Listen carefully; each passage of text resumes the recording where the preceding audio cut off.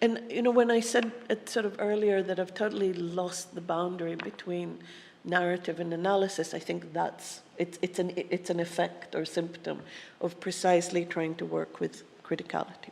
So what do the politics of criticality, so much less directed and less goal-oriented than political resolutions, have to offer to the exhausted? Criticality, as I've been trying to articulate it in recent years, is the tail end of a transition from criticism to critique to a contemporary vein of criticality.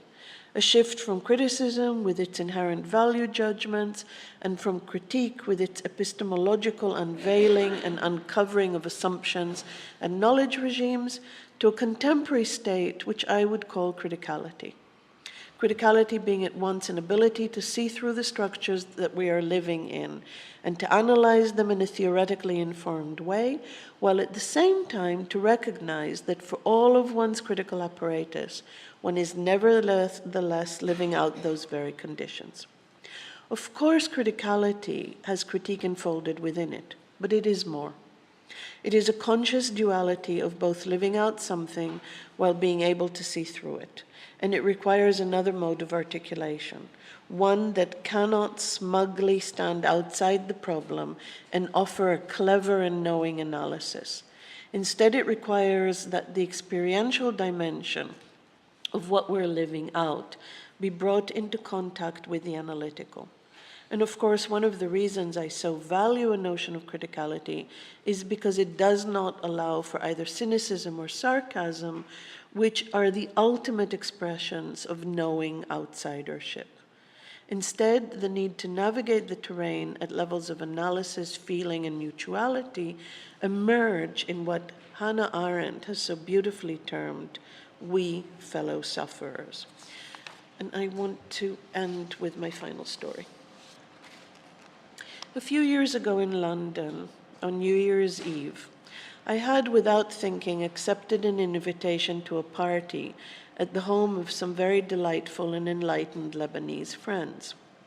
It was only when I was dressed and ready to go that it occurred to me that I would probably be the only Israeli there and that it might prove uncomfortable at some level. But I was in a festive mood and decided to risk it. In the event, my fears were unfounded. It was a really wonderful evening. Some new fusion music was emerging from Beirut, and everybody was dancing in the way that you do when a new sound grips you. There was a lot of champagne, and at some point in the evening, our host, a famous Lebanese journalist, got up on the table and gave a mock speech emulating the turgid rhetoric of many Arab leaders, blaming every conspiratorial force from al-Yahud, the Jews, to the imperialists, the British, to the forces of capitalist exploitation, the Americans, and so on, while everyone fell about laughing. In the middle of all this hilarity, a very beautiful woman, lithe and elegant, was twirling sinuously to the music.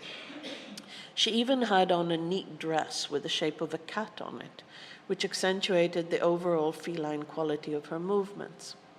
At some point in the evening, we were introduced, and she turned out to be Chatham House's commentator on Arab affairs, a Hijazi from Saudi Arabia, an astute political analyst of considerable independence and not a little flair.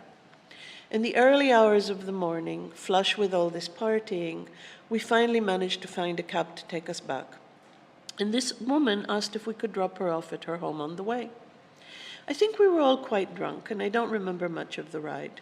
But at some point she turned to me and said quite solemnly, "It bodes very well for you as an Israeli that you brought in the new year in the company of such excellent Arabs."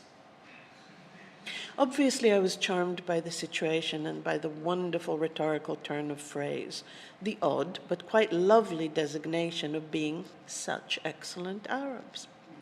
But it is also this moment that I would claim for my exhaustion, not because of a gesture of friendship that shatters the enmities in which we exist. I have several friendships with Palestinians, even several ongoing collaborations, that need to take place below the radar of prohibitions and boycotts from both sides. But because my mind leapt beyond the endlessly rehearsed political camps and the ideological and pragmatic camps and arguments, beyond my eternal sense of guilt and frustration, to a glimpse of what it might have been. What fun, what intimacy, what mutual teasing and flirting we might have been party to.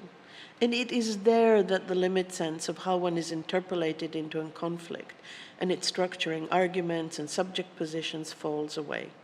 In the imaginative moments in which you inhabit the situation so totally differently at another register.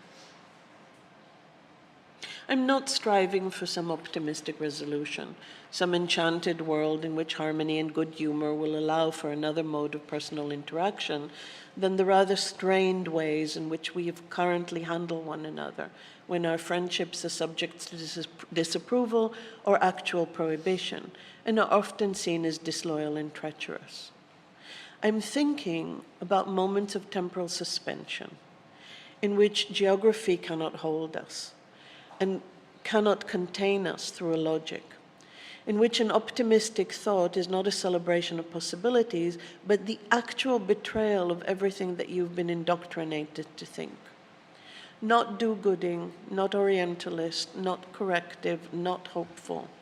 Like the thoughts that Jean Genet explores in The Prisoner of Love, they are the actualization of a paradigm shift and the redefinition of one's sense of belonging.